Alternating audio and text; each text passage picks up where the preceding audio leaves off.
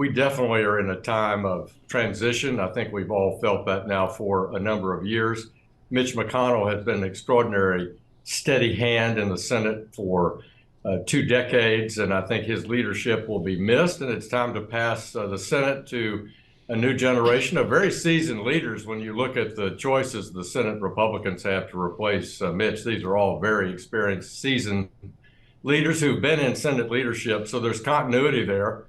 But I think you're witnessing it in the presidential too, with President Trump likely to be the Republican nominee and Joe Biden, obviously the Democratic president, that we are in a time of transition. And it's an exciting time to see leadership change in the House, the Senate, and the presidency. Right. But it's not imminent. It looks like it's going to be a few years ahead of us for that full transition. At a convention like this summer, I guess it's alphabetical. Alabama, Alaska, Arizona, and then you. Have you ever stood up at a convention and been the one that says, and Arkansas, the state of decent football? Have you been the one that's announced the delegates? I have been at several conventions and I've been standing at the post, but I have not announced on behalf of my home state. Usually that goes to the chairman of the party in the state or someone that person designates. Are we going to have a normal set of conventions this summer?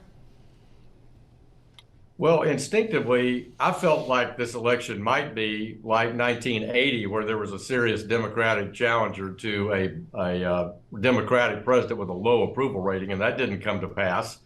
And then I began to think, well, could it be like 1968, where you have a raucous convention back in Chicago and have some outcome that's different in the Democratic Party there? But politics has become so sort of performance and predicted, not surprising, in recent years, that I don't know. I guess that we're going to have these two likely candidates nominated without a surprise. I can't imagine that because of the unfavorable ratings, particularly for President Biden, that the Democrats would choose a more viable candidate. All right, let's focus on what we're going to see some theater today down on the border here. We're going to have former President Trump and President Biden down there, presumably talking about the immigration situation here. Give us your sense of kind of where that is vis-a-vis legislation on immigration and legislation on aid to various places around the world that presumably are of importance to America.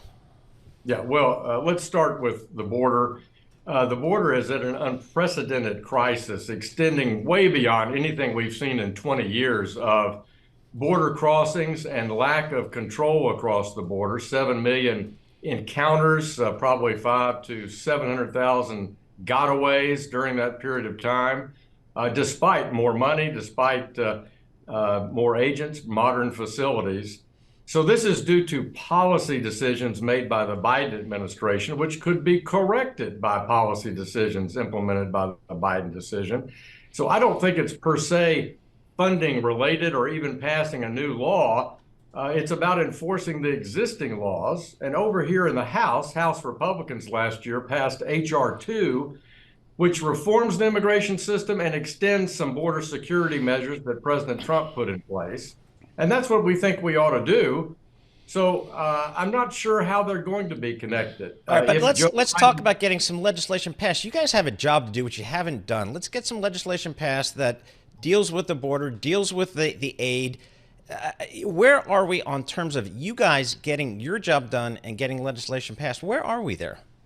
Well, as I say, we've passed legislation to secure the border and reform the immigration bill. The Senate has not. So let's end it there if that's where we're going to go. On Ukraine, Taiwan, and Israel financial support for their lethal aid to defend their sovereign countries, I fully support it. I think Congress will support it overwhelmingly on a bipartisan basis. We have to put a bill on the floor here in the House. We've got three choices. Take up the Senate bill, take up a compromise bill that Brian Fitzpatrick from Pennsylvania has written, or have leadership for Foreign Affairs, Armed Services, and Intelligence Committee and put their own bill on the floor. And that's what I expect to happen in the next 2 weeks. Congressman Hill, I want to go to Arkansas here. We say good morning to everybody across the broad South that frankly feeds America and provides us with a huge body of our lumber. I'm going to suggest with respect, sir, that you have literally the mother of all monopsonies in Arkansas with the dominance of Tyson Foods. And you don't need to know the story. You've lived the story. Tell me about the immigrant labor dynamic with a dominant producer like Tyson in Arkansas. Give us a vignette of what you see of an immigrant that wants to work and they don't have a lot of bargaining power because of the dominance of one provider.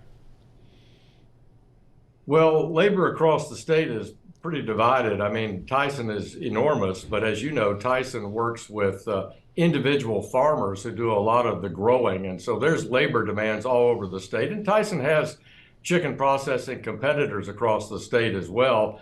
And that immigrant population that's come in, become citizens and gone to work in the agriculture manufacturing business is spread pretty well across the state from southwest Arkansas to northeast Arkansas.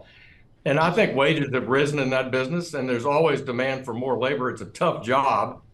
So I think it's been a good opportunity for people who've come to the state. What's your counsel for New York City? I mean, you're a world apart. Let's just be honest about it. But French, you have been in business. What's your wisdom for cities that face a new onslaught of migrants?